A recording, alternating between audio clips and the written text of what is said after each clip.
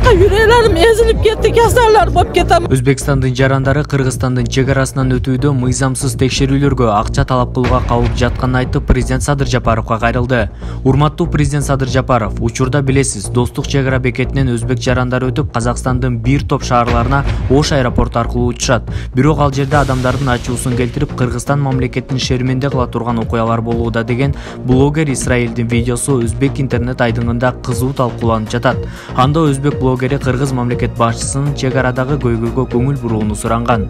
Аскерлериңиз постто ар бир адамдан 50 000 сомдон алып, 300-350 сом менен алып анан чек арадан өткөрүп атышат. Эгер 50 000 сомду бербесе өткөрбөй тура беришет. Коронавируска тапшырган тесттин справкасы жасалма деген өңдүү ар кандай шылтоо менен артка кайтарышат. Айласыз акча беришет. Акча бербейм деген адамды кармап тура берет. Самолеттон кеч калат. Сизден сураныч, ошол өткөрмө бекеттен кабар алып, жагдайды карап көрүңүз. Паракорчулуктан аз да болсо алдын алууңузду суранам деген өзбек блогери.